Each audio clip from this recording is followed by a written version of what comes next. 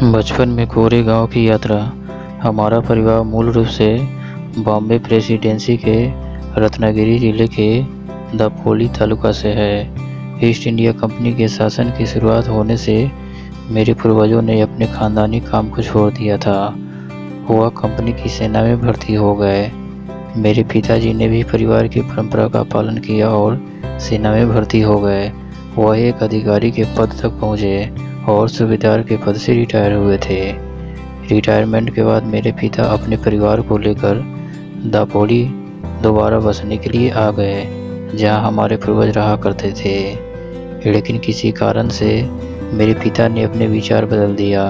फिर हमारा परिवार वापस दापोली छोड़ा सतारा आ गया, जहां हम 1904 तक रहे। यह पहली घटना है जो मुझे याद है, जो लगभग 1901 में हुई, जब हम सतारा में थे। मेरी माँ की उस समय मृत्यु हो चुकी थी। मेरे पिता सतारा जिले के खटाव तालुका में कोरेगांव नाम की जगह पर एक कैशियर की नौकरी करते थे। वहाँ बम्बई सरकार ने एक तालाब की खुदाई का काम शुरू किया था, ताकि अकाल पीड़ित लोगों को रोजगार दिया जा सके। उस समय अकाल से हजारों लोगों की मौत हो रही थी। जब मेरे पिता कोरेगांव गए तो वह मुझे, मेरे बड़े भाई, मेरी सबसे बड़ी बहन जो इस दुनिया में नहीं थी, उसके 2 बेटे, मेरी काकी और कुछ पड़ोसी के जिम्मे छोड़ गए। मेरी काकी काफ़ी अच्छी और दयालु थी, जैसा कि मुझे याद है। वह हमारी कोई मदद नहीं कर पाती थी।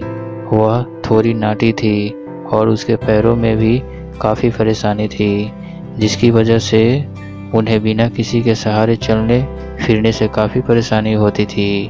अक्सर उन्हें उठाकर ले जाना पड़ता था। मेरी बहनें भी थी, उनकी शादी हो चुकी थी और वे अपने परिवार के साथ कुछ दूर पर ही रहती थी। हमारे लिए अपना खाना पकाना एक समस्या बन गया, खासकर इसलिए कि हमारी काकी अपने शारीरिक बीमारी के कारण कोई काम नहीं कर पाती थी। हम 4 बच्चे स्कूल भी जाते थे और हम अपना खाना भी बनाया करते थे। हम रोटी नहीं बना सकते थे, इसीलिए हम पुलाव बना लिया करते थे, जिसे बनाना हमें काफ़ी आसान लगता था। इसमें चावल और गोश्त मिलाने से ज़्यादा कुछ नहीं करना पड़ता था। मेरे पिता कैशियर थे, इसीलिए हमें देखने के लिए उनका अपने काम को छोड़कर कोरेगांव से सतारा आना संभव नहीं हो पाता था। इसीलिए उन्होंने हमें खत लिखकर गर्मियों की छुट्टियों में कोरेगांव आने के लिए कहा। हम बच्चे यह सोचकर बहुत ही खुश थे, क्योंकि हम में से किसी ने भी उस समय तक ट्रेन नहीं देखी थी। हम सब ने जाने के लिए बड़ी तैयारी करी। सफ़र के लिए अंग्रेजी स्टाइल की नई शर्ट, चमकीली और डिजाइन वाली टोपी, नए जूते, रेशम से बनी हुई धोती भी खरीदी। मेरे पिता ने यात्रा का पूरा ब्यौरा लिखकर भेजा था और कहा था कि कब चलोगे यह लिखकर भेज देना, ताकि वे रेलवे स्टेशन पर अपने चपरासी को भेज दे, जो हमें कोरेगांव तक ले जाएगा। इसी इंतजाम के साथ मैं, मेरा भाई और मेरी बहन के बेटे सतारा के लिए चल पड़े। काकी को हम पड़ोसियों के सहारे छोड़ आए, जिन्होंने उनकी देखभाल करने का वादा किया था। रेलवे स्टेशन हमारे घर से 10 मील दूर था और एक घोड़ी गाड़ी हमें स्टेशन ले जाने के लिए खड़ी थी। हम सब ने नए कपड़े पहने हुए थे और हम खुशी से झूमते घर से निकल रहे थे। लेकिन हम सबको जाता देख मेरी काकी रोने लगी। वो पल हमारे लिए काफ़ी दुख भरा था। जब हम स्टेशन पहुंचे तो मेरा भाई टिकट खरीद करके ले आया और साथ ही मुझे और मेरी बहन के बेटे को रास्ते में खाने पीने के लिए 2-2 पैसे भी दिए। हम भी उस समय अपने आप को अमीर ज़्यादा समझने लगे और नींबू पानी की एक बोतल खरीदी।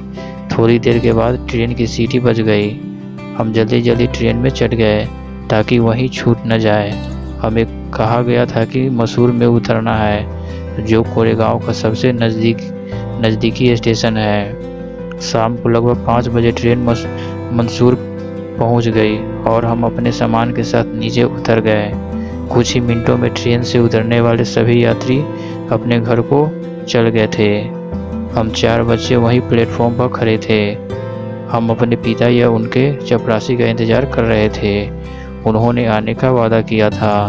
हमने काफ़ी देर तक इंतज़ार किया, लेकिन कोई भी नहीं आया। 1 घंटे बीत गए और हमें खड़ा देख स्टेशन मास्टर पूछताछ करने आया। उसने हमसे हमारा टिकट मांगा और पूछा कि तुम लोग यहाँ क्यों रुके हो।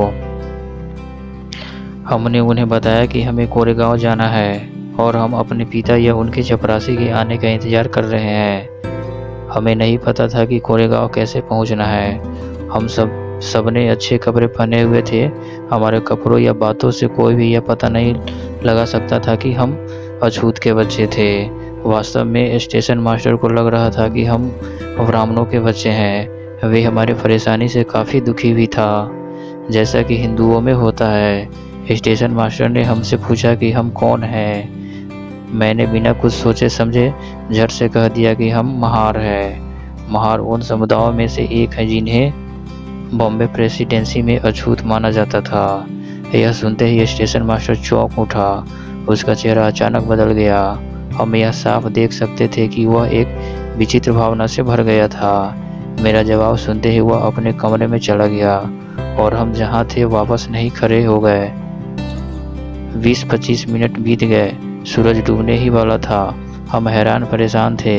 सफ़र की शुरुआत वाली हमारी खुशी ख़त्म सी हो चुकी थी। हम उदास हो गए। करीब आधे घंटे बाद स्टेशन मास्टर हमारे पास लौटा और उसने हमसे पूछा कि तुम लोग क्या करना चाहते हो। हमने कहा कि अगर कोई बैलगाड़ी किराए पर मिल जाए तो हम कोरेगांव चले जाएंगे, और अगर बहुत दूर नहीं हो तो पैदल भी चले जा सकते हैं। वहाँ किराए पर जाने के लिए कई बैलगाड़ियाँ थी, लेकिन स्टेशन मास्टर से मेरा महार कहना उन गाड़ी वालों को सुनाई पड़ गया था और कोई भी अछूत को ले जाकर अपवित्र होने को तैयार नहीं था। हम दुगुना किराया देने को तैयार थे, लेकिन पैसों का लालच भी काम नहीं कर रहा था।